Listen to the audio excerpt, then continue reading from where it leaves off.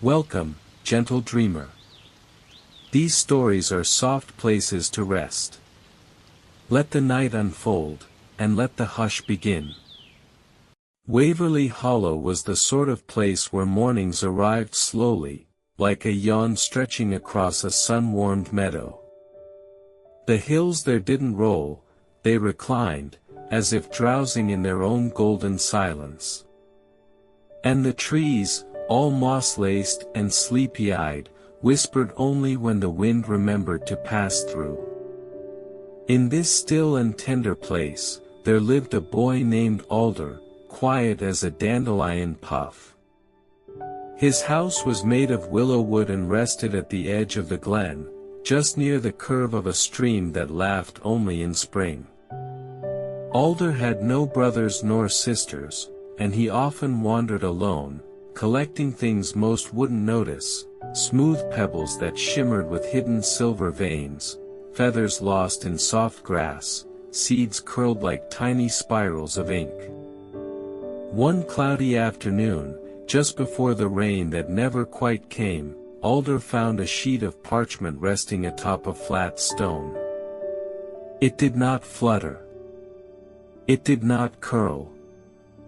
Though the wind breathed lightly and the sky grumbled somewhere far away, the parchment stayed perfectly still, as though waiting for something, or someone. It was pale, almost translucent, and when Alder picked it up, it felt warmer than it should have, like it remembered sunlight, or stories once whispered through it.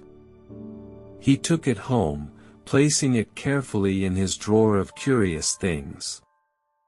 And that night, beneath the hush of rustling ivy and the creak of old branches, he dreamed of wings. In the morning, he folded the parchment into a swan.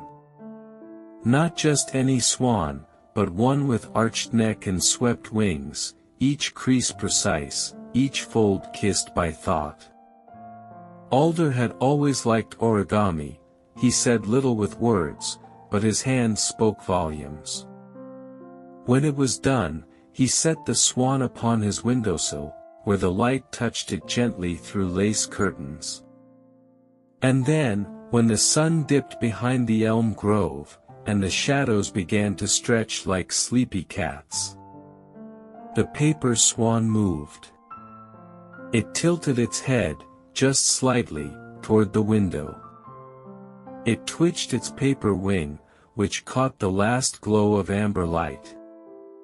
And Alder, sitting on the floor with wide, silent eyes, felt his breath catch in his throat, not from fear, but wonder.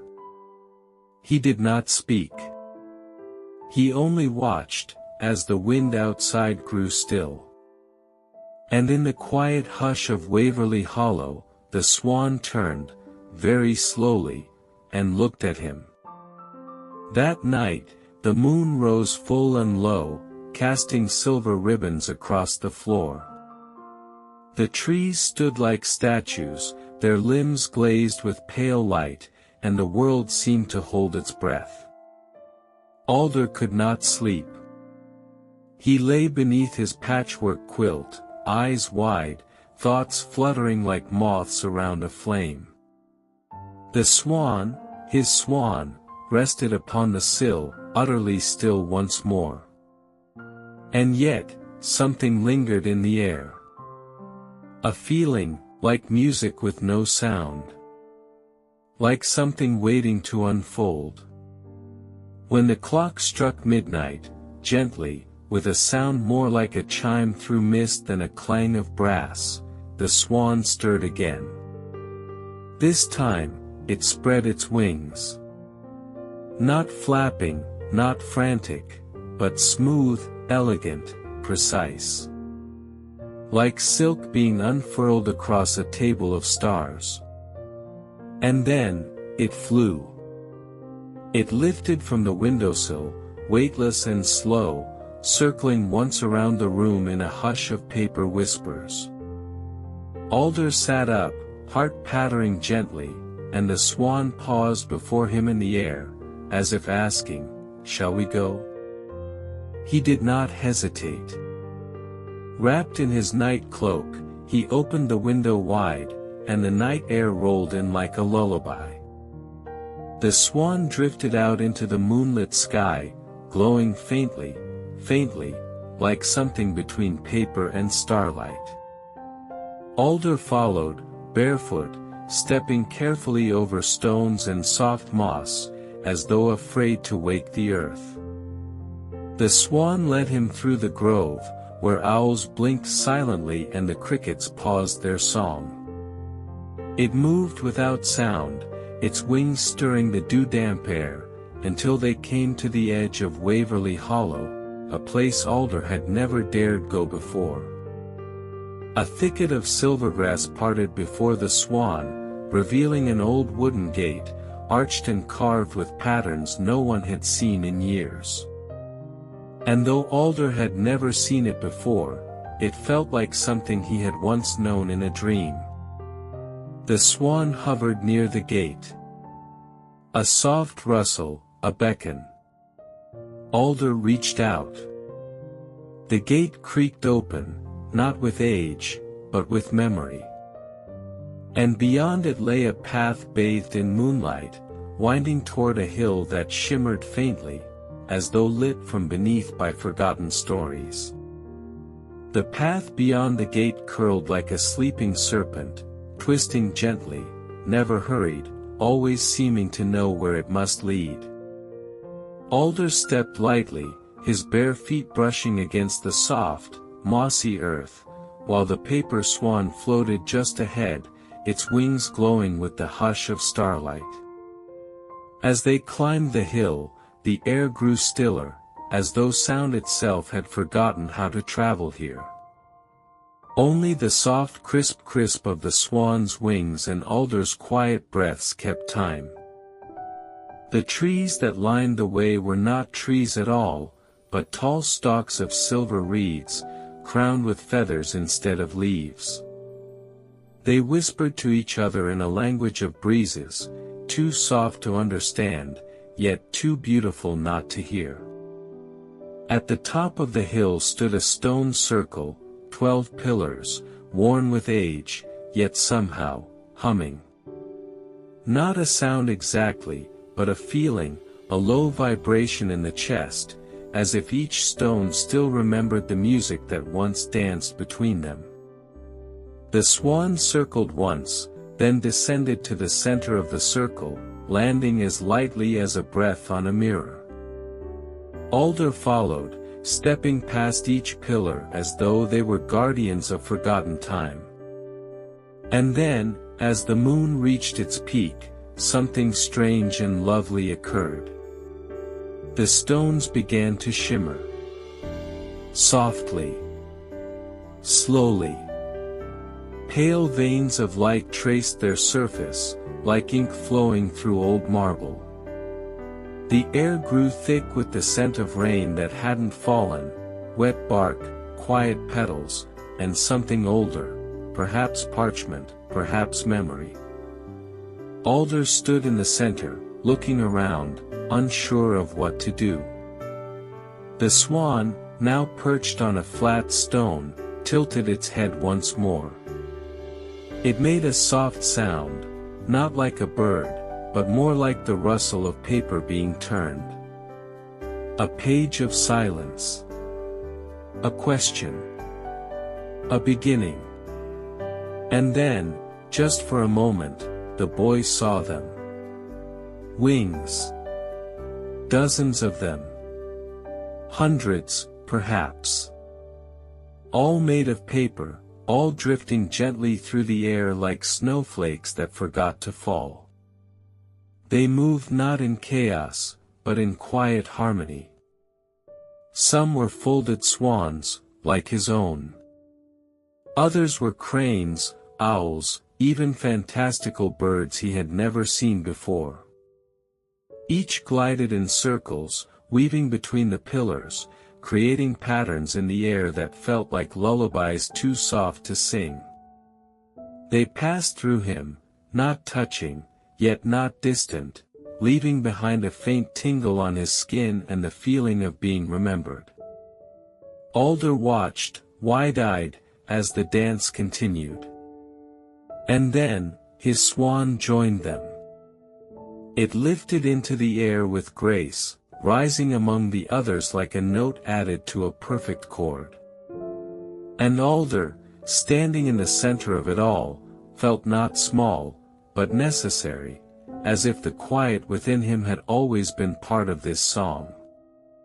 When the flight slowed, and the paper birds faded back into the mist of dreams, the circle grew still again. Only Alder's swan remained, gliding down to rest beside him, its wings folding neatly, its glow soft as sighing clouds. He knelt beside it, brushing a finger along the edge of its wing. It was warm again, like before, but now it pulsed faintly, as if with a heartbeat. The swan turned and began walking, yes walking, toward the edge of the circle. Alder followed, more curious than ever, his mind filled with the quiet sense that the world had opened its palm and placed something delicate inside it. Beyond the circle lay a glade. Not large, but filled with pools, small, still pools, like mirrors set into the earth. Each one was round, rimmed with moss and petal-soft stones, and each held a reflection of the moon. But the moons in the pools were not all the same. Some were crescent. Others were full. Some shone in rose gold, others in pale silver, one even in a shade like dusk. And in the center pool, larger than the rest, was no moon at all, but a face. Alder's own. He blinked. The face blinked too. But it wasn't exactly his face. It was older. Not by years, but by moments. It looked like him, yet gentler, wiser somehow, and behind its eyes were dreams Alder hadn't yet dreamed. He leaned closer, and the water stirred. From beneath its surface rose a song. No words. No voice. Just a song, shaped like a sigh and colored like twilight. It didn't enter Alder's ears, it moved through his skin, his chest, his hands. He felt it in his fingers, his knees, the arches of his feet. It curled behind his eyes like the beginnings of a dream. And the swan, resting beside the pool, bowed its head low, so low it nearly touched its reflection. The song told Alder many things. Not in sentences, but in feelings. That this place remembered him. That he had folded the swan before. That this was not his first visit. And perhaps, not his last. He reached out his hand toward the swan, not to hold it, but to thank it. And in that moment, the moon passed behind a cloud. The reflection in the pool wavered. The song faded like mist. And the swan turned, its paper feathers rustling in reply. It was time to go further. Not back. But forward. Into something older than dreams, and softer than night. The swan turned away from the pools, away from the circle of stones, and wandered down a narrow path that glistened with dew, though no rain had fallen.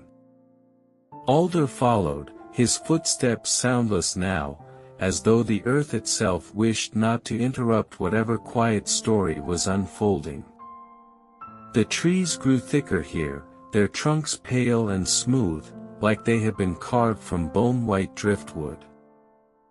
Their branches arched overhead in gentle curves, forming a canopy that shimmered faintly, not with sunlight or starlight, but with something older. Something remembered. No wind stirred here, yet the leaves shifted. They moved in patterns, not random, but deliberate, swaying in slow, graceful waves that seemed to echo something, spoken without speech. Alder paused.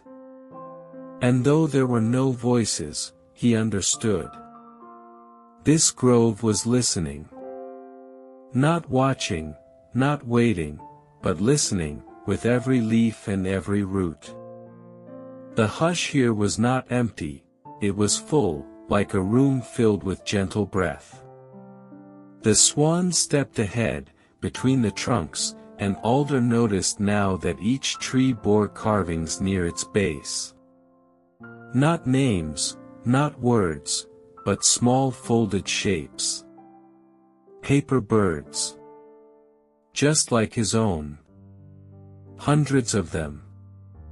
Tucked into hollows, etched into bark, nestled in the forks of branches.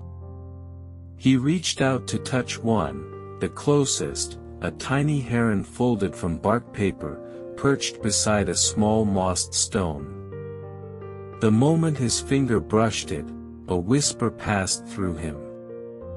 Not a sound, but a knowing. A child once lost a friend here, and left the bird behind so they wouldn't forget. Alder stepped back. He touched another, this one a crane, no larger than a button. This one carries a song that was never sung aloud, but was loved all the same. The grove was not just listening. It was holding things. Memories folded into wings. Soft farewells. Wishes never spoken. Moments too gentle to vanish. And Alder understood then, the swan had brought him here to remember what others could not. He bowed his head, not from fear, but from reverence. And the grove, in its quiet wisdom, bowed back. At the far end of the grove, where the trees thinned and the ground sloped once more, stood a peculiar door. It had no walls to belong to. It simply stood, tall, arched, and impossibly old, framed in pale wood with feathers etched along its border. The feathers were still, yet they seemed to shiver at the edge of sight, like something caught between real and remembered. The swan stopped before it, motionless. Alder approached slowly. The door had no knob, no keyhole. Just a round hollow at its center, as if something was meant to rest there. He glanced down. The swan had not moved. But something had changed. Folded beneath its wing now was a small slip of parchment, glowing faintly with a soft, silvery hue. He knelt. Took it gently. It was cool and light, and as his fingers touched it, the paper folded itself. No need for hands, no need for thought. In a breath, it became a single feather, curved just so. Alder placed the paper feather into the hollow of the door. The door sighed. Not opened, not groaned, not creaked. It sighed, as though relieved. And slowly, like a curtain of fog being drawn back from a hilltop, it opened inward. Beyond it, was sky. Not the sky of the world Alder knew, but one painted with soft blues and amber pinks, where clouds drifted like ships of lace. Floating islands, small ones, each no larger than a cottage, hovered here and there, tethered by vines or ropes of glowing ivy. Waterfalls fell upward. Breezes curled like ribbon. And on one such floating isle, stood a small house. A house made of folded parchment. Its roof was tiled with curled edges, its walls textured like pressed linen. Tiny birds flitted around it, some real, some folded, perching on the railings, peeking from eaves, vanishing into chimneys shaped like scrolls. The swan, now gleaming more brightly than before, stepped past Alder and lifted once more into the sky. It did not wait. But somehow, Alder knew, he was expected. He stepped through the door, into the sky that breathed like a dream remembered. And behind him, the grove slowly vanished, not forgotten, but folded away, like a page gently closed for now.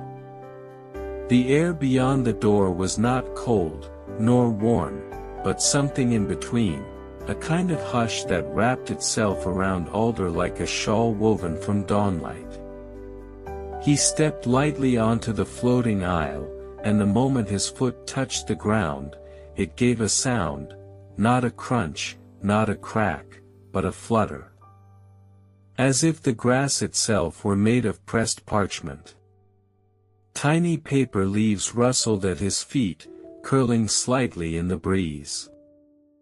A winding path of ivory scraps led up to the house, a little home that seemed alive with memory. Lanterns hung from the eaves, each one crafted from curled pages that glowed with a gentle fire. Windows blinked open with every gust, their panes shifting in shades of pearl and cream. The door was ajar. He pushed it gently. It opened without a sound. Inside, was a world of folded dreams. Shelves lined the walls, each filled not with books or trinkets, but paper creatures, foxes curled into sleep, deer mid-leap, fish frozen in graceful swirls.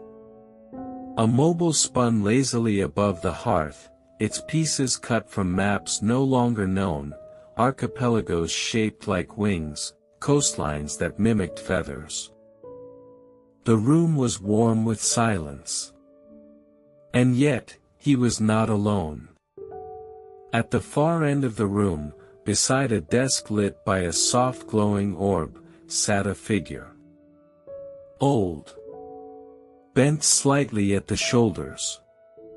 Hands ink-stained and still. The figure was folding something small, something delicate, something glowing faintly in the half-light. They did not turn. But Alder knew. This was the one who had made the parchment. Not just his swan, but all of them.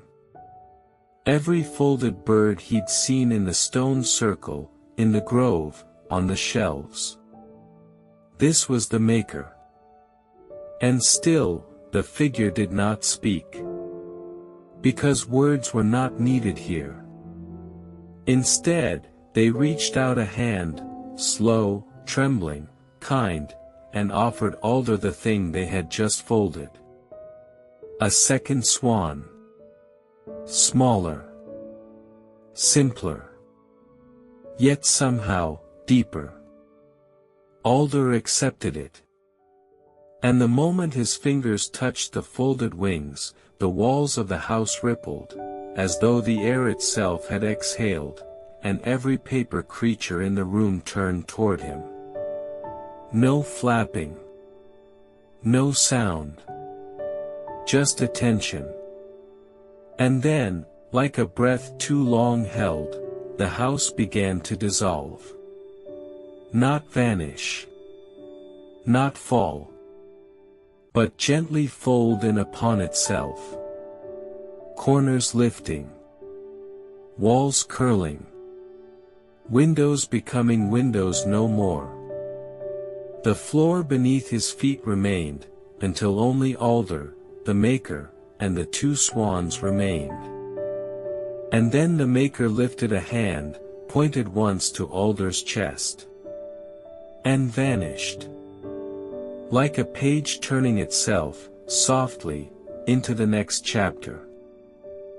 Alder stood alone now, if alone was what this was.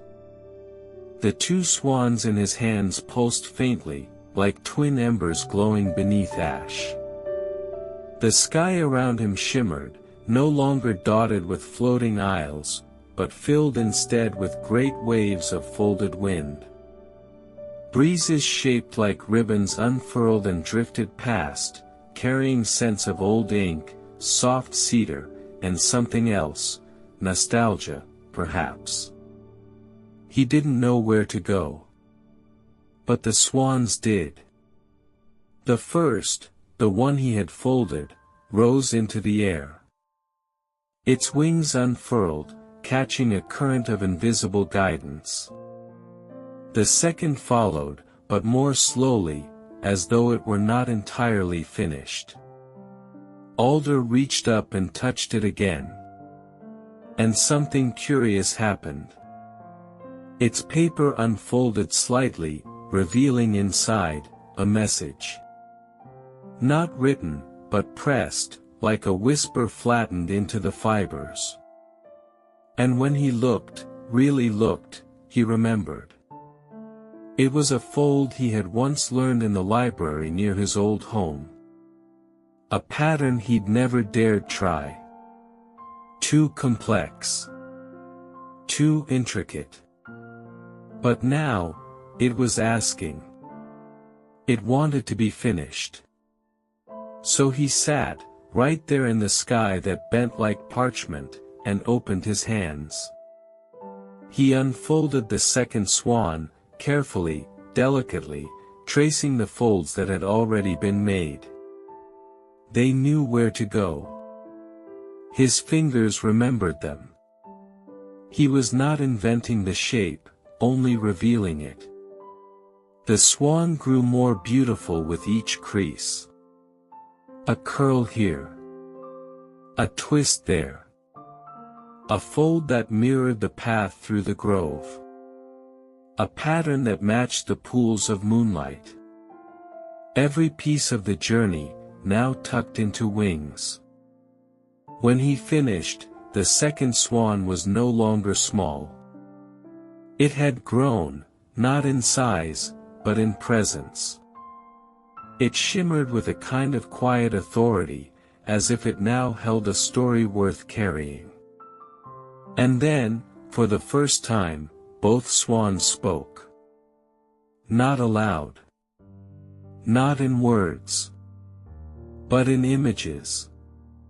The stone circle. The grove. The mirrored pools. The maker. And finally, Waverly Hollow. The window by his bed. The lace curtain. The hush before sleep. The swans circled him once, twice, then dipped low, inviting. It was time to return. But something within Alder knew. He was not returning as the same boy. He was returning as the one who remembered what others had forgotten. The swans began to descend, not quickly, not suddenly, but with a grace that made the sky seem softer beneath their wings. Alder rose with them, or perhaps they rose with him. The clouds below parted, gently, like curtains drawn back by invisible hands.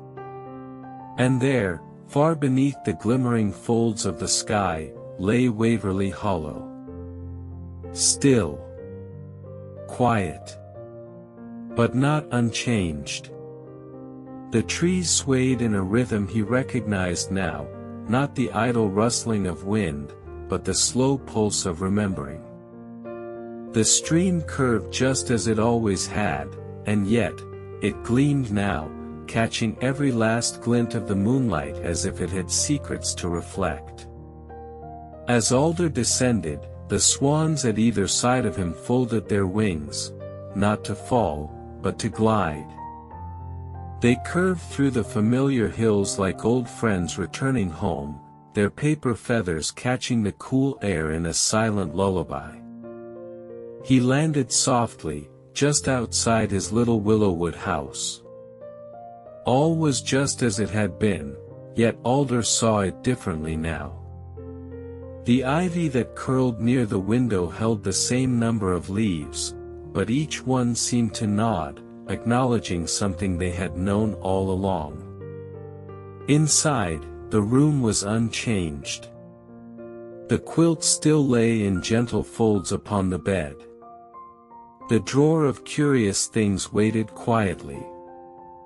The chair near the hearth stood empty, worn by years of sitting and staring out the window. And there, upon the windowsill, sat the original paper swan. Still. Silent. Waiting. But it turned its head the moment Alder entered. The other swan, the one finished on the Isle of Skye, settled beside it, their wings brushing in quiet recognition. They shimmered faintly, as though the starlight inside them knew how to rest now. And Alder, standing in the doorway, realized something.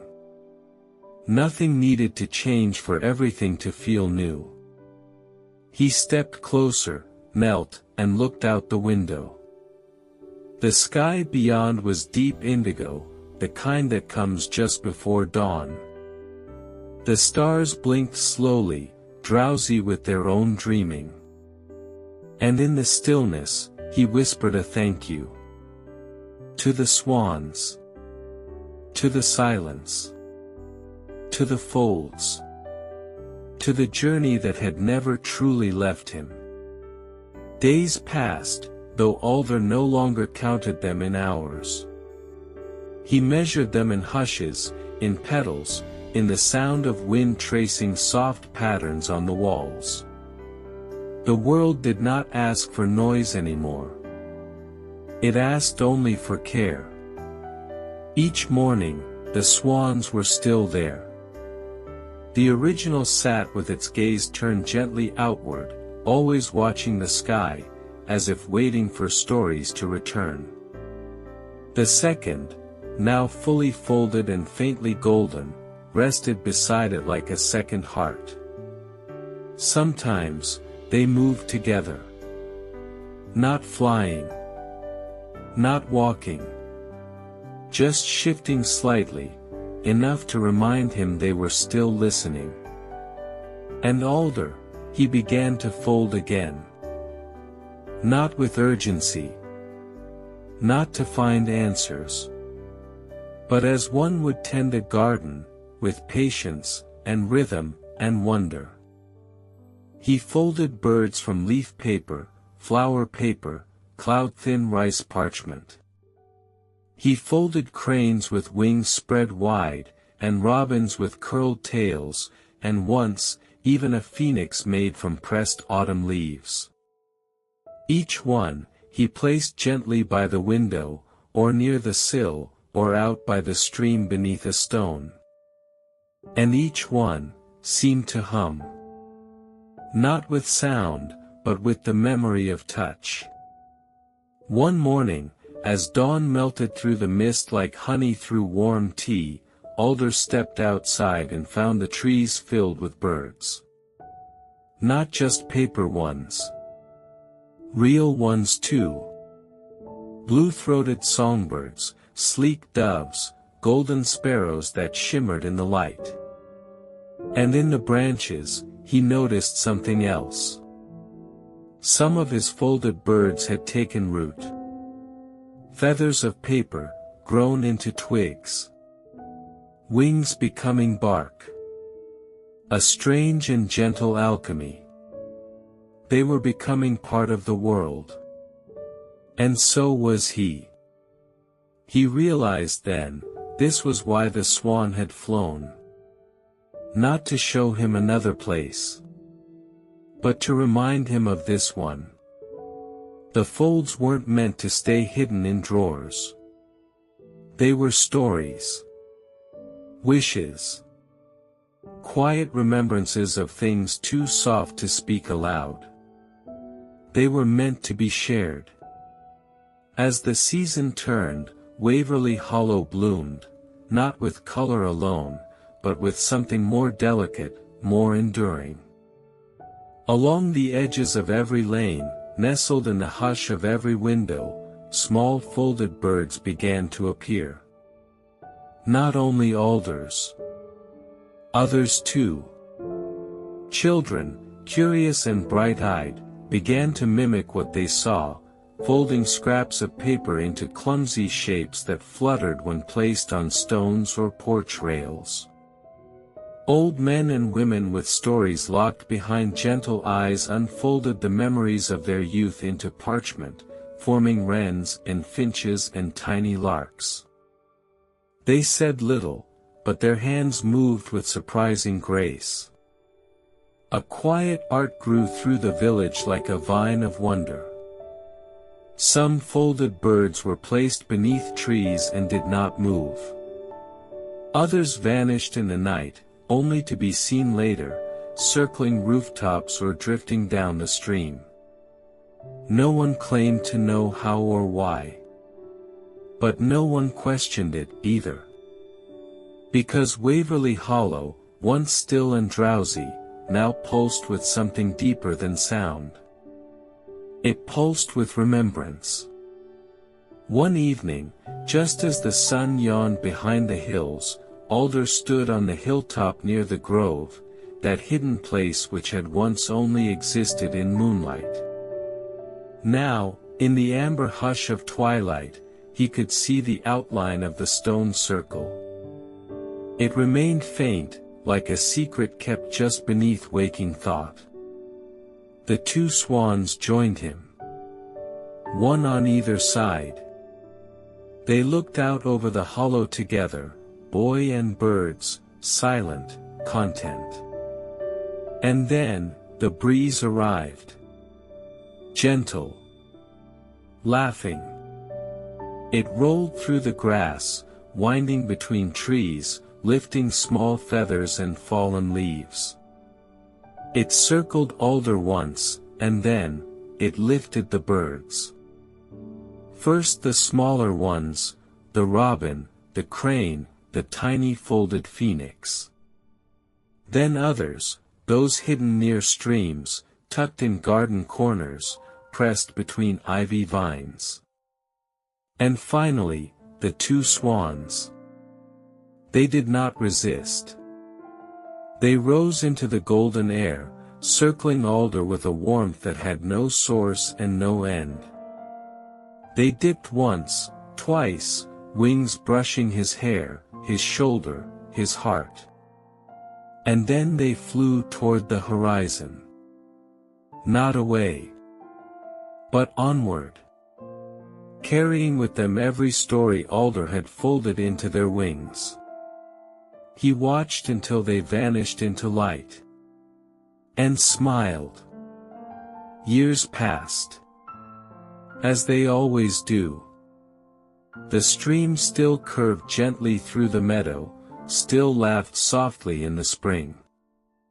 The trees remained tall and dreamy, their roots deep in the earth, their branches still whispering in wind-borne patterns. But now, Waverly Hollow was filled with birds. Real ones and folded ones alike. The art of paper-winged story had taken root, not as a custom, but as a rhythm, something folded into the way the village breathed. People left birds at doorsteps when words would not do. Others carried folded owls in their pockets for courage, or cranes as quiet prayers for journeys ahead. And every now and then, a child would find a paper swan resting on their windowsill with no name, no sender, only a feeling, like a secret they hadn't remembered they'd forgotten. And in the round willow-wood house at the edge of the glen, an older Alder now lived.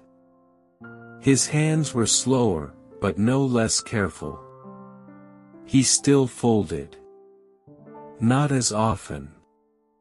Not as swiftly. But with more softness than ever before. One morning, beneath the hush of pale blue sky, he unfolded a piece of parchment older than the rest.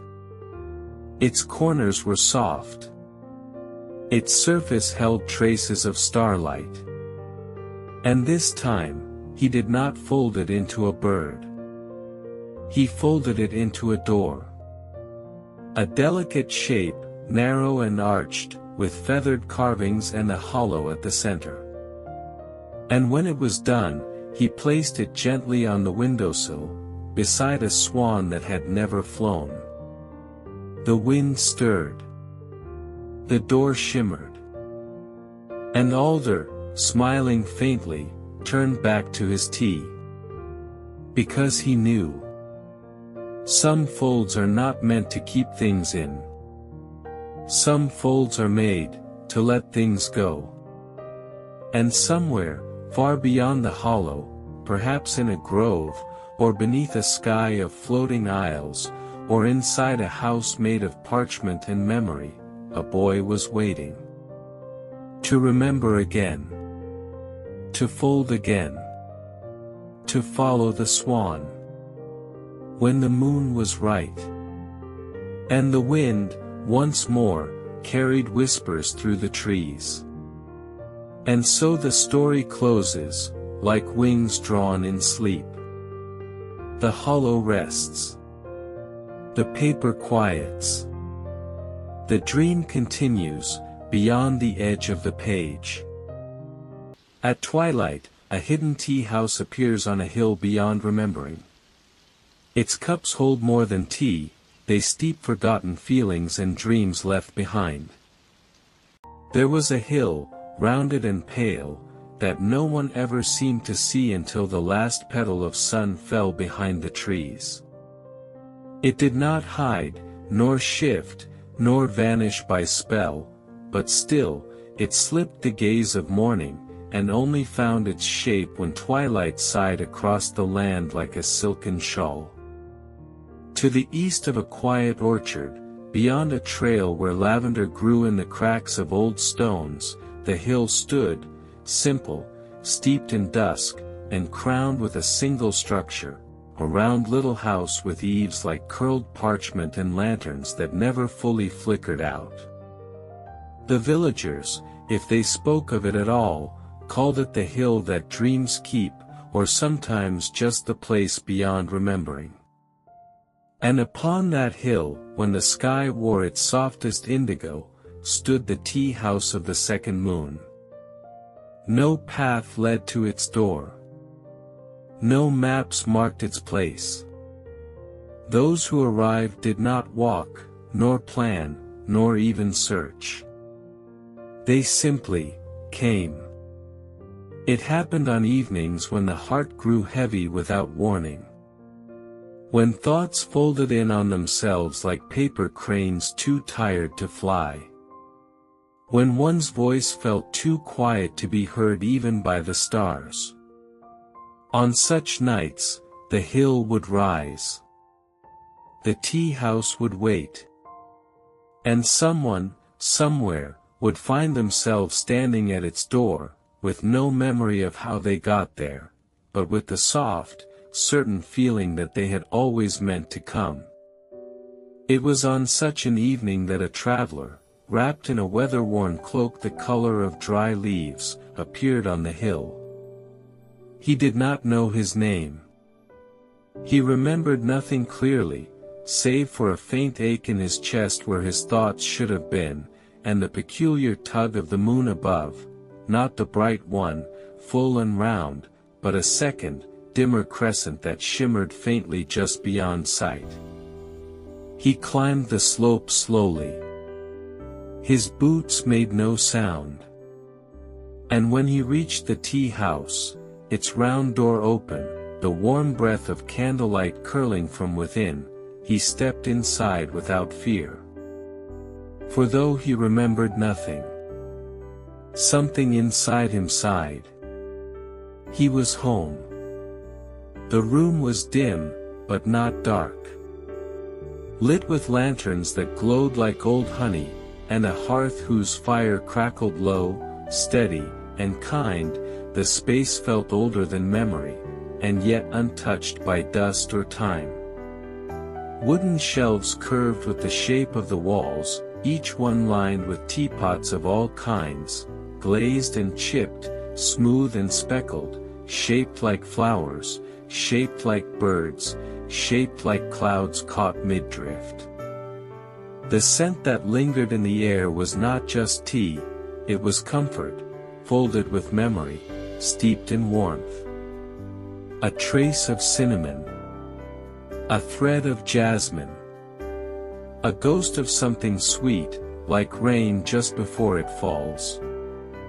At the center of the room stood a small table, round and low, and beside it, a woman. She wore robes the color of mist. Her hair, long and dark, shimmered faintly as though moonlight rested in its strands. But it was her eyes that held the traveler's breath. Not cold. Not piercing. Just, other. In her left eye, a pale silver light. In her right, a reflection of a second moon, dim, crescent, and ever-shifting. She said nothing. But her presence was full. She gestured to the seat across from her with a hand soft as silk, and the traveler obeyed, lowering himself with slow reverence. He did not know why he bowed his head. Only that it felt right to do so. With a fluid grace, the woman turned toward the hearth, where a kettle hung over a slow flame. It did not whistle. It did not steam loudly. It simply breathed, like a sleeping creature. From a shelf, she selected a small clay pot, painted with a faded crane in flight, and filled it with a few pinches of tea. The leaves were strange. Flat. Pale green. Edged in gold. When the water poured in, the scent that rose was soft and slow, like lullabies whispered across centuries. She poured him a cup. No words. No smile. Just presence. He lifted the porcelain, held it near his face, and inhaled. And as he drank, he remembered. Not a face. Not a place. But a feeling. The warmth of a hand once held. The quiet of a storm watched from a window. The taste of laughter in summer air. Tears did not fall. But they stirred. And across the table, the tea-keeper's moonlit eyes shimmered gently, as though she, too, had sipped from the same memory, long ago. The traveler returned to the tea house again the next evening, though he never remembered walking there. One moment he was beneath the stars, his boots pressing against soft grass and dew-soaked moss, and the next, he was standing beneath the warm arch of the lantern-lit doorway. The door was always open. The fire, always lit. The tea-keeper, always waiting. She never spoke. Not with words. But her presence was a melody, unhummed, yet deeply known. Her hands moved in rhythms like waves over stone, each motion saying what mouths could not. That night, she chose a different teapot. It was tall and slender, colored with soft blues and adorned with a pattern of tiny moons, one full, one waning, one crescent, and one barely visible at all. She held it as if it carried something sacred. Perhaps it did. The leaves this time were dark, twisted like driftwood, with a scent that rose before the water touched them. The traveler watched, still and silent, as she poured the steaming water, then gently cupped the vessel between her palms. She closed her eyes. And waited. When she passed the cup to him, he accepted it not as a drink, but as an offering. The moment the tea touched his lips, he felt autumn. Not the season, but the feeling. A particular day, one with golden leaves spinning lazily in the air, boots crunching through dry paths, and a faint ache behind the ribs that had nothing to do with cold. He remembered a path lined with trees. A scarf wrapped by another's hands. A moment he hadn't thought of in years, or perhaps lifetimes. It passed like a breeze through an open window. Gone again. But leaving warmth behind. He looked at the keeper. Her eyes, as ever, did not seek his, yet he felt her knowing. She did not smile, but her presence curved, just slightly, like a bowed reed or the hush after a sigh. The traveler set down his cup, though he had not emptied it. He did not need to. The tea had done what it was meant to do. And in the flicker of candlelight, he saw that on the wall behind the keeper, a small shelf had changed. There was now a scroll, tied with silver string. He had not noticed it before. But he felt, without knowing why, that it had always been his. The next time he entered the tea house, the sky behind him was the softest mauve. No sun. No stars. Just the world wrapped in the color of in-between. His hands were warm from having held a cup of something unknown, though it had vanished as soon as he stepped beyond the threshold. Tonight, the keeper wore a robe of pale plum, embroidered with ivy that shimmered faintly in the hearth's glow.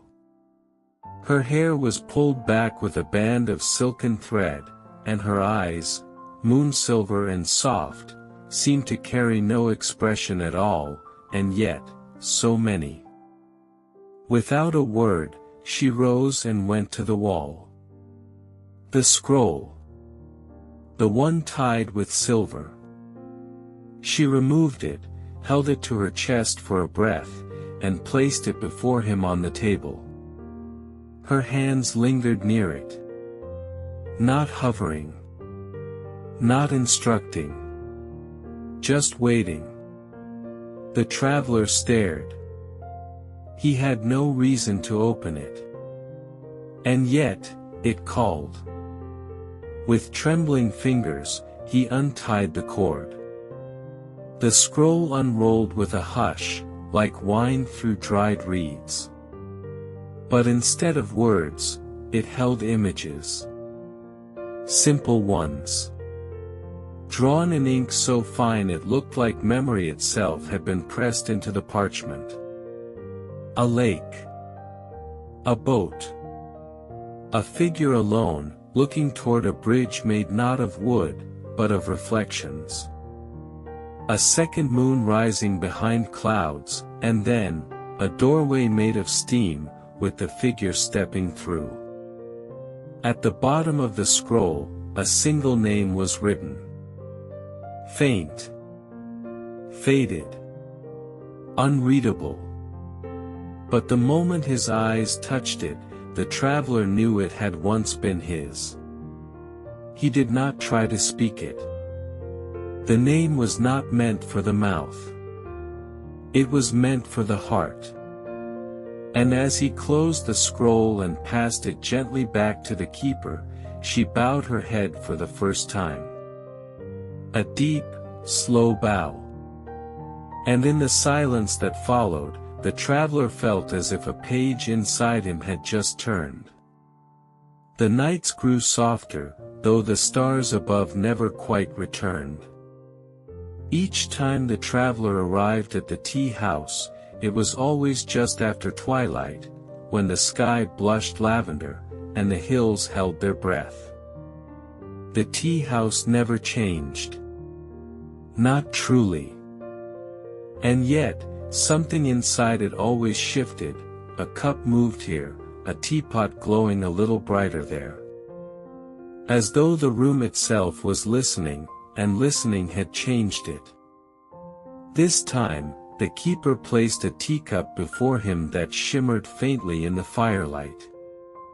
It was rimmed in gold, but worn, edges dulled with time, a small chip near the handle. Still, it looked cherished. Familiar.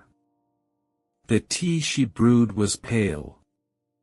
Almost clear. But when he inhaled its scent, a memory knocked gently at the back of his mind, a sweetness, not of sugar, but of words once promised beneath the branches of a white tree. He sipped. And the world inside him stirred. The taste was sunlight through lace. The hush of a breeze on a lake at rest. A voice, gentle, laughing, saying something like, "Wait for me." And then silence. He remembered standing at a gate, watching someone walk away. He remembered the color of their scarf, gray with a single thread of green. He remembered not knowing if they would return, but choosing to believe they would. He did not know how long he had waited. Only that he had. Perhaps he still was. When the cup was empty, he looked to the keeper. Her expression had not changed, and yet, he felt she had seen what he tasted. He wanted to ask, "Have they come through here? Have they sat at this same table?" But words felt too heavy. So instead, he touched the edge of the chipped cup with a fingertip, and the keeper, gently, turned it so the chip faced away. A silent answer. A soft kind of hope. The next evening, the traveler was not alone. He stepped into the tea house and found another figure already seated at the far table. A woman, younger than he, older than time, with hair like clouds caught in dusk, soft, gray-blue, and always moving, as though wind stirred through it even indoors. Her hands were folded over her lap. Her posture perfect. Her eyes closed, yet seeing. The tea keeper moved between them as though they were both parts of the same thought. She poured for the woman first, a dark, smoky brew from a pot shaped like a falling star. The scent of cedar and storms filled the air. Then, without looking up, the woman spoke. Her voice was quiet thunder, her tone like someone humming through an ache. "I dream of places I've never been. I remember people I've never met." The traveler watched her. She turned toward him. "And you? What do you remember?" He opened his mouth. Closed it. Looked at the tea in his hand. "I remember, waiting," he said. She nodded. "Then we've shared the same silence." They drank in quiet. Not awkward. Not forced. The kind of silence that comes only when two have forgotten enough to understand each other. The tea keeper moved among them, refilling their cups without sound, her robes whispering like distant waves. When the woman finished her third cup, she stood. She left behind a folded piece of paper on the table, a crane with one wing dipped in ink. Then she bowed to the keeper. To the traveler. And vanished into the hush of night. The traveler reached for the crane. It unfolded the moment he touched it. Inside were 3 words. "Wait with peace." He closed the paper.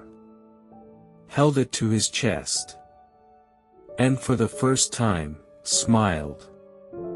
There came an evening when the traveler, upon lifting his cup to drink, found the tea unchanged. He sipped. The warmth met his lips. The fragrance rose, gentle, familiar, but the flavor did not shift. No memory. No image. Only stillness. He waited. He drank again. Still, nothing stirred within him. The keeper stood nearby, unmoving, her moonlit eyes watching, not with concern, but with quiet curiosity, as though she had expected this. He looked at the cup. It remained full. Though he had sipped from it twice, the tea did not lessen. The liquid stayed at the same level, glowing faintly, reflecting his own uncertain gaze back at him. He set it down, gently. The keeper came forward and placed her hand over the rim of the cup.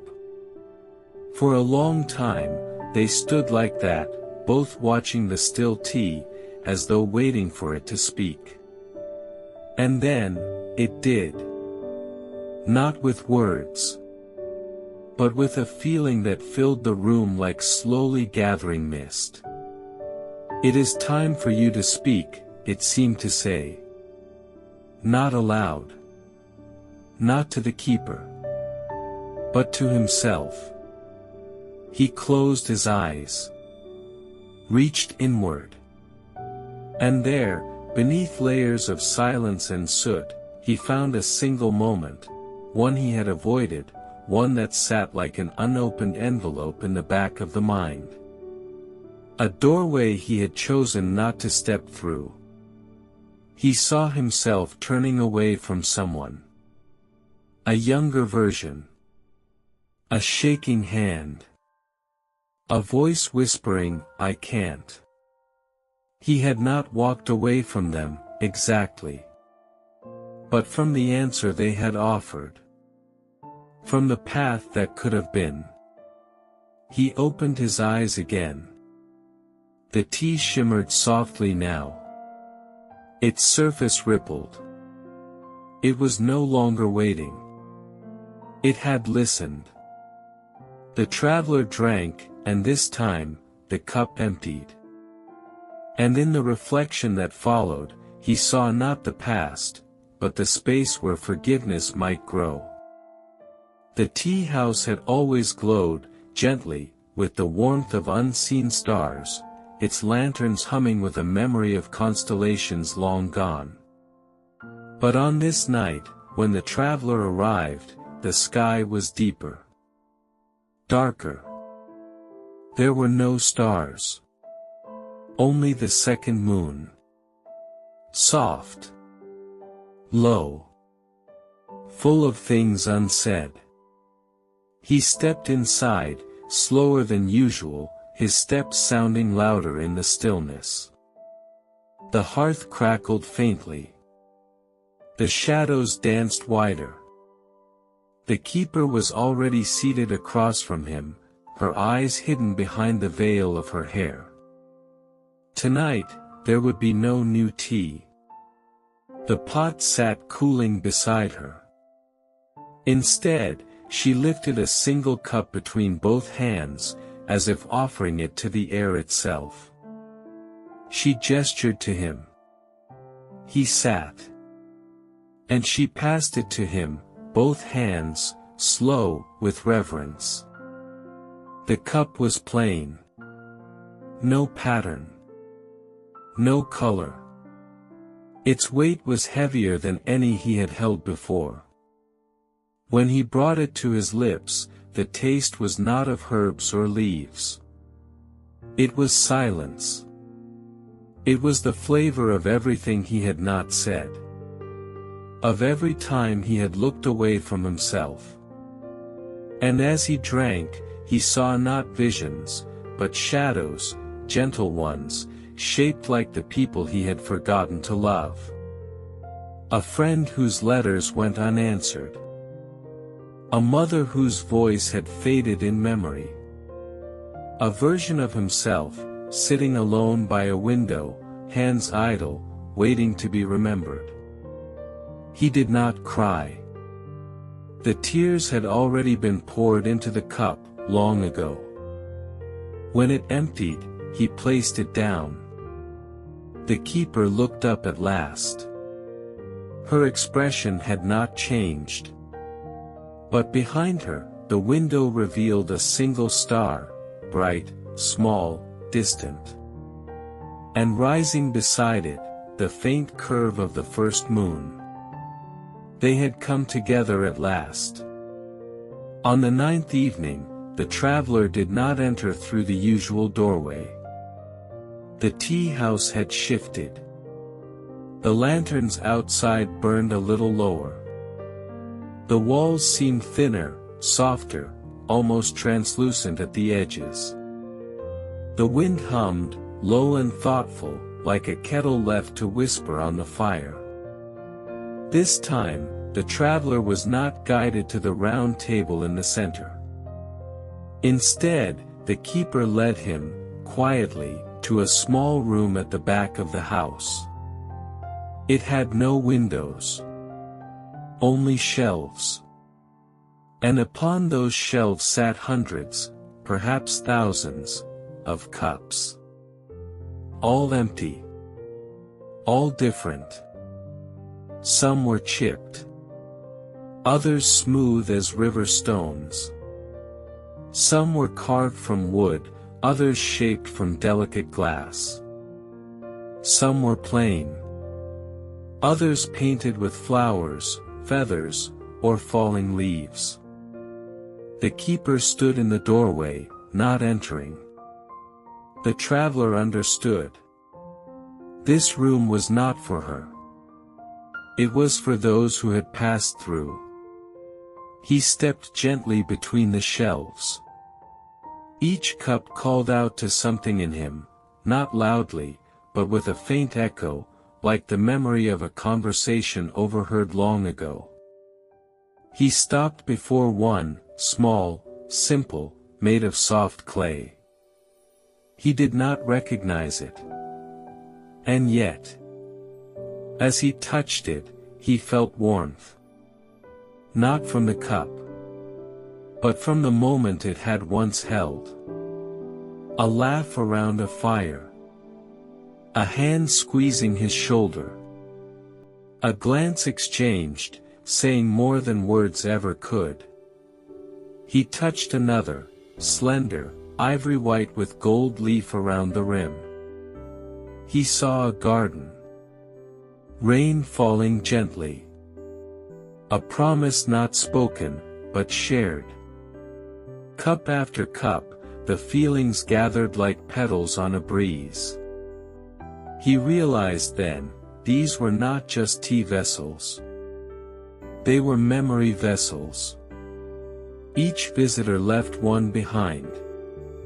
An echo of the tea they'd tasted. Of the truth they'd accepted. Of the moment they were ready to carry home. And soon, he would leave one too. The next evening came quietly, with the wind moving slower than usual, as though the world itself were pausing to listen. The traveler arrived at the tea house one final time. He knew. The second moon hung high, full and perfect, and the first moon had risen to meet it, side by side in a sky the color of quiet water. Inside, the hearth glowed as it always had. The keeper waited. But tonight, the teacup was already full. Steam rose in soft, slow spirals. Its scent was not of jasmine, nor cedar, nor leaf, but of memory itself. Sweet and unplaceable. Familiar and brand new. He sat. No words. No gestures. Only stillness. He lifted the cup and drank. With the first sip, he saw his beginning. A boy walking along a stream. With the second, his middle. A man who had lost many names but never the softness in his gaze.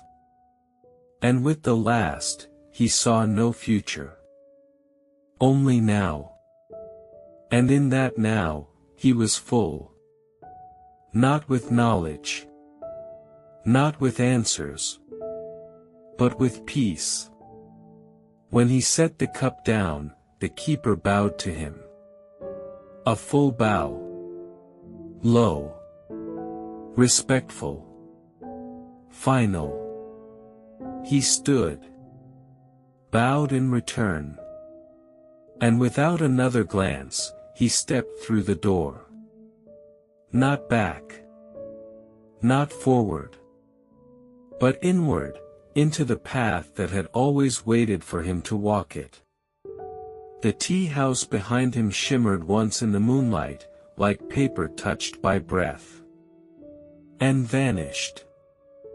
The morning after, in a place not far from the orchard and not quite within the world of waking, the tea house was gone. The hill remained, gentle, golden, and quiet. But where the round building once stood, there was now only a ring of grass pressed low, and at the very center, resting in the earth like a final breath, sat a cup. Simple. Smooth. Unmarked. The traveler had left it. Not as a farewell. But as a note, folded in steam and time. It held no liquid. Only light. And though no one in the village below ever saw the tea house rise again, there were those who, in their dreams, sometimes walked among cups without knowing why. Some woke with the taste of lavender or cedar on their tongues. Others found pressed flowers tucked between their pillows, or woke weeping from joy they could not name. The cup remained. Through rain. Through snow. Through golden leaves falling in spirals. And when the wind passed over it, a sound would ring out, faint, distant, and filled with warmth. Like a kettle calling home. Like a name whispered by someone who no longer needed to speak it aloud. Seasons passed, soft-footed and slow. The orchard bloomed and slept, bloomed and slept. Children grew, forgot, and remembered again. Some began folding scraps of parchment into cups and placing them by windows. Others left offerings at the crest of the hill, small stones, feathers, letters that blew away before they were read. And once, on a dusk unlike any other, the second moon rose before the first. It drifted higher, fuller, brighter than ever before.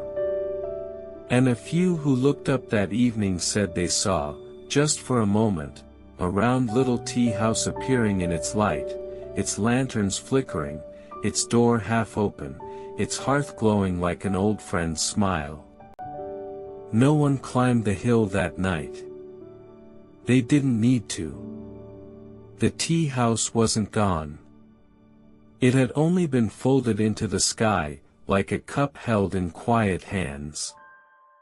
And when the second moon rises again, as it always will for those who need it, the door will open. The tea will steep. And a silent keeper with moonlit eyes will wait, patient as stars, for the next soul ready to remember.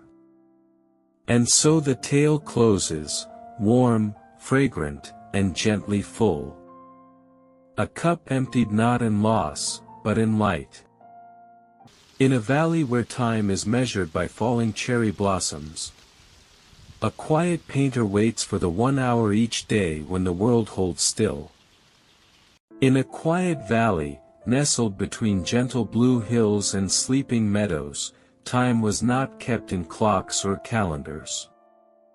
It drifted like mist, it curled like steam, and when it wished to be seen, it did so by falling softly, petal by petal, from the cherry trees that lined the edges of the old grove.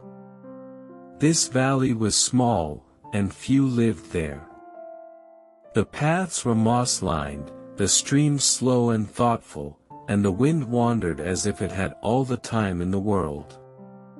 Travelers sometimes stumbled through, but none stayed unless they had forgotten what they were looking for. And each day, though not at the same moment, there came a hush. A pause in the breath of the valley, when the air changed its weight and even the birds grew quiet. That was when the petals would begin to fall. One by one. Slow as thought. Soft as silk. And when they did, the petal hour began. It was during this time that a man named Orlan painted. He lived in a small round house with sliding paper doors and a roof curved like the underside of a shell. His brushes were crafted from reed and feather, and his pigments shimmered faintly, though whether with light or memory, no one could say. He painted only during the petal hour. Never before, never after. No one saw his work. No canvas ever hung upon a wall. When the petals stopped falling, he would stop, step back, and fold the canvas into quiet rectangles, hiding it away in a scroll case of soft cedar wood. Some said his paintings showed what hearts could not say. Others whispered that they held not images, but feelings, sorrow like wind, hope like light. And though many wondered what he painted, only the cherry trees seemed to know. For each time the petal hour passed, their petals leaned a little nearer to his window, as if listening. As if remembering. One year, as the cherry buds swelled with spring, a visitor came walking slowly up the moss-strewn path. She wore a cloak the color of old ash and carried only two things, a satchel filled with blank parchment, and a wooden flute that no longer sang. Her name was Lyra, though she hadn't spoken it aloud in many days. Her boots were worn. Her steps, patient. There was no rush in her journey. Only a question, quiet and persistent, tucked between her ribs like a letter left unopened. She had heard of the petal hour. Of the man who painted silence. And she had come not to see it, but to understand it. She arrived just as the first petals fell. They drifted like sighs between the trees, catching in her hair, brushing her sleeves. Ahead, the painter's house stood still and round, its door half open as if expecting her. Lyra stepped to the threshold and paused. Orlan was inside, seated near the wide window, brush in hand. He looked up, just once, and nodded. Not a greeting, not an invitation, but recognition. She stepped in. Removed her shoes. Sat across from him on a cushion as pale as clouds. He placed a blank canvas between them. And said nothing. Outside, the petals began to fall in earnest, a soft cascade of breath and memory. Lyra watched his brush move. He did not paint a figure. Nor a scene. Only colors, soft, strange, familiar. Blues like forgotten songs. Gold like the pause between words. A pink that made her eyes sting, though she did not cry. She placed the flute across her knees. Did not lift it. Only listened. And the painting listened, too. On the second day, the petal hour arrived later, just as the sun slipped low behind the blue hills, casting the grove in golden hush. The petals began to fall, one by one, like wishes given up softly into air. The painter dipped his brush again, and the canvas that had remained untouched since the day before welcomed its next breath. Lyra returned without speaking. She entered as before, set down her flute, and sat cross-legged across from Orlan. The light filtered through the paper walls and fractured ribbons, carrying the scent of warmed wood and soft earth. Today, he painted in long curves, arcs that swept across the canvas like paths through mist. Pale lavender, veined with copper. A blue too quiet for sky, too gentle for water. She watched the colors bloom under his hand like flowers opening only in moonlight.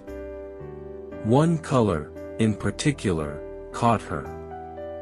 It was neither pink nor rose, not plum nor shadow.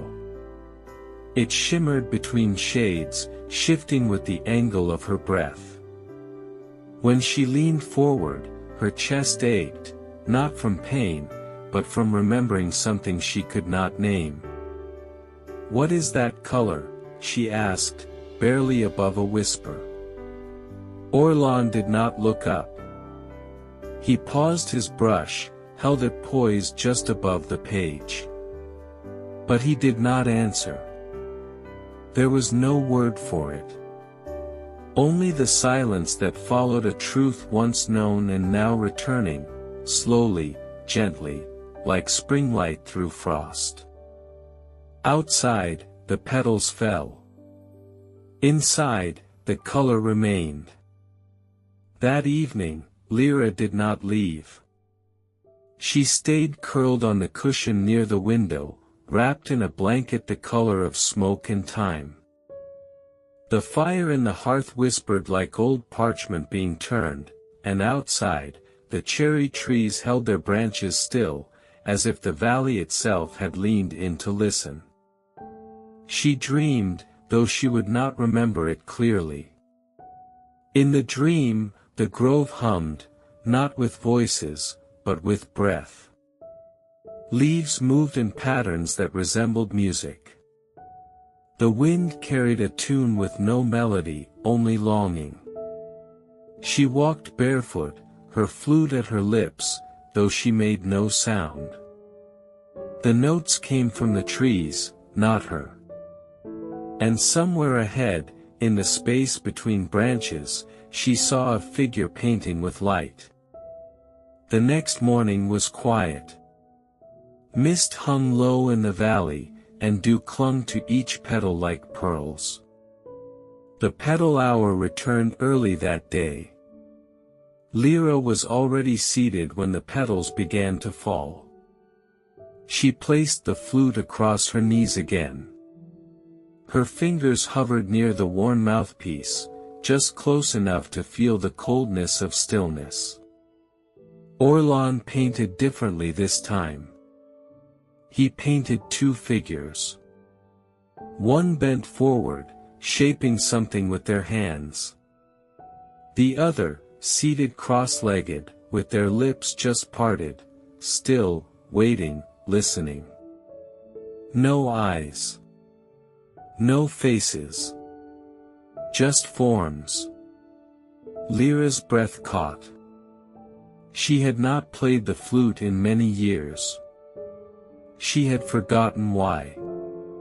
But something in the painting stirred her memory, not as a flash, but as a faint warmth in her throat, as if a song were rising, slowly, from beneath layers of quiet. She did not lift the flute. But she inhaled. Deeply. And in the hush that followed, the petals drifted lower, closer, slower. As though they, too, were listening. On the third day, the petals did not begin their descent right away. The sky was the color of soft porcelain, and the wind had not yet remembered how to stir. Orlan did not prepare his brush immediately. He waited at the door instead, gazed distant, as though listening for something far away and older than the grove. When the petals finally began to fall, late and light, he turned to Lyra, who sat once more with the flute across her lap. But this time, he did not offer her a canvas. Instead, he stood, walked to the far side of the house, and slid open a door she had not seen before. Beyond it was a room rounder than any she'd known. The walls were curved like the inside of a shell, and each surface was lined with scrolls, rolled and tied with silken cords, arranged not in rows, but in spirals, like the unfolding of a fern. He entered, lifted one scroll gently, and beckoned her in. When he unfurled the canvas, it filled the air with scent, not paint, not dust, but memory. A hill under golden light. Grass rustling with birds unseen. A path that wound between reeds, up toward a place she had forgotten. It was a place she had once stood. She could feel it, just there, behind the ribs. A space long empty, now pulsing with a shape. "I've been there," she whispered. "But I don't know when." The painting did not answer. It didn't need to. The moment she stepped forward, a breeze, painted, not real, brushed against her cheek. And a single cherry blossom drifted from the scroll's edge, as though falling from memory itself. She did not cry. But she pressed her fingers to her lips. And remembered the taste of that air. The petal hour arrived on time the next day. It brought with it a hush so complete, even the wind passed gently through it, as though afraid to disturb the moment. The trees released their petals like sighs. The air shimmered faintly, golden with slow light. Orlan prepared his canvas, his brushes laid like sleeping birds across velvet cloth. Lyra sat, as always, beside the window. But today, her fingers did not rest on her lap. They held the flute. She did not raise it quickly. She studied it first, its wood worn smooth, its voice long quiet. She placed it to her lips as though greeting an old friend who might not remember her name. And then she breathed. Not a note. Not a song. Just breath. Soft. Even. Steady. And from the hollow of the flute came a sound that was not quite music, more like the memory of music. A reed bending over water. The echo of a lullaby heard through walls. A voice once sung through tears and now returned in peace. Orlan did not turn. But his brush moved as if it had heard. The canvas shifted, colors blooming where no brush had touched. A pulse of lavender, deepening into nightfall gold. A stream of gray-blue light that curled like smoke and resolved into the suggestion of wings. And the petals fell faster now, as if drawn down by the weight of sound. Outside, the grove listened. Inside, the color deepened. Lyra stopped playing after only a few breaths. She lowered the flute and rested it once again across her knees. No one spoke. But between them, something had changed. The painting no longer belonged only to Orlan. It belonged to the song, and to the silence that had finally been filled. The petal hour came quietly on the seventh day. But this time, the petals did not fall. The trees stood tall and bare, their blossoms clinging still to the branches like secrets not yet ready to let go. The wind did not stir. The sky held its breath. Even the birds, who usually returned to their soft songs once the hour passed, remained hushed among the boughs. Orlan stepped to the threshold of the house and looked out at the grove. His brush remained untouched, his hands calm at his sides. He did not sigh. He did not speak. But something in his stillness felt heavier than silence. Lyra sat near the window, her hands cradling the flute as one might cradle a sleeping bird. She watched the unmoving trees, the empty air, the sky that offered no petals. She did not ask why. Somehow, she knew. The grove was waiting. Not for wind. Not for time. But for stillness to be honored. Neither of them painted. Neither played. They simply remained in the room together, unmoving, like two notes held at the edge of a chord.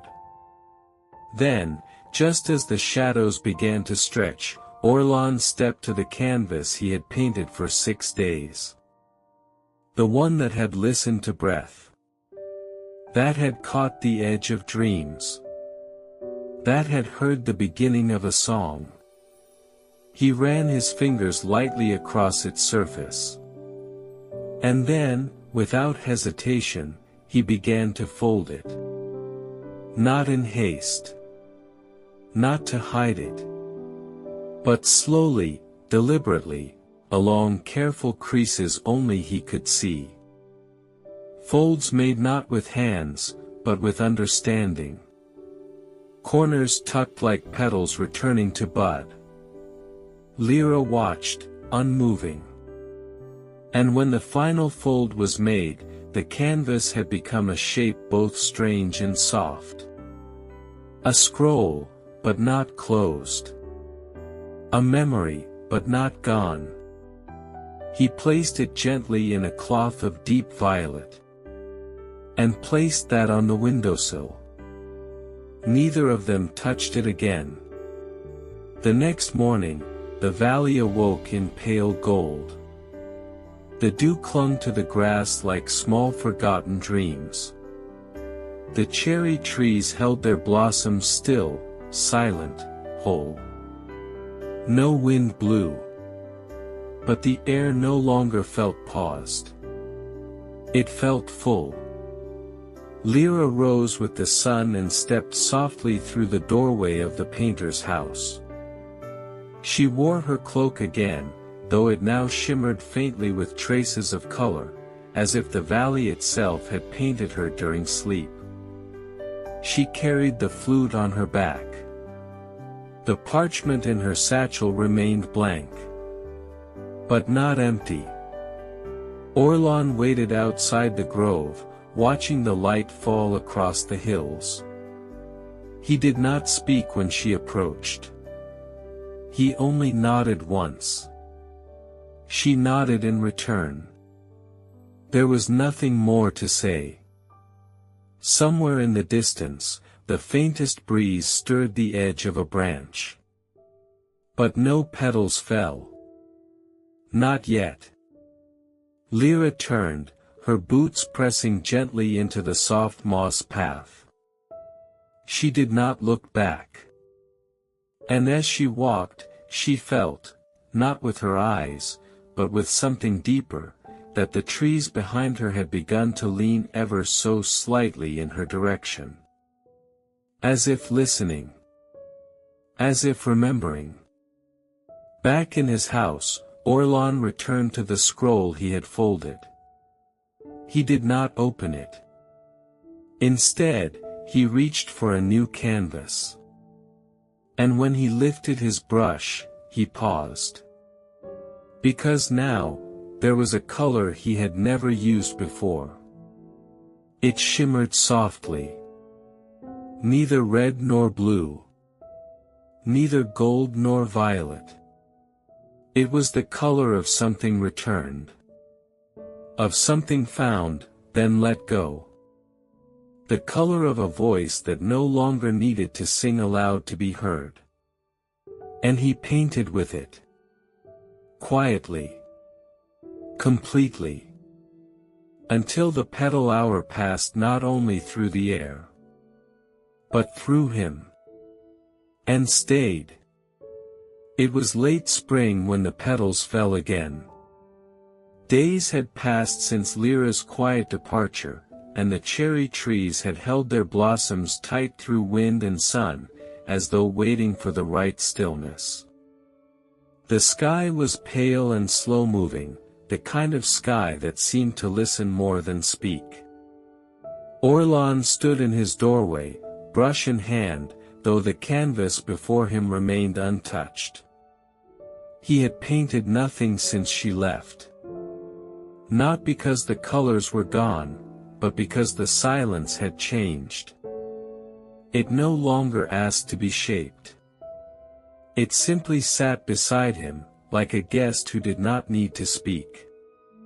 But on this day, the air grew cool, and the shadows deepened earlier than they should have. And then, without a sound, the first petal let go. It spun once in the air. Twice. And landed on the folded scroll Lyra had never opened, the one he had painted and set upon the windowsill. Others followed, drifting lazily, as if unsure whether to fall or float forever. The petal hour had returned. But it felt different now. Fuller. Quieter. Complete. Orlan did not reach for the canvas beside him. He did not open the scroll. Instead, he stepped outside and walked the length of the grove. He let the petals touch his face, rest in his hair, gather at his feet. And there, beneath the oldest tree, he sat. For the first time in many seasons, he closed his eyes and did not picture a painting. He pictured a flute in someone else's hands. A color that needed no name. A moment that had passed, but had not truly gone. The wind carried the petals around him. The branches hummed with nothing but breath. And in the hush that followed, he smiled. The petal hour did not ask for more. It had said everything it came to say. And so it fell. Soft as always. Quiet as ever. And full of light.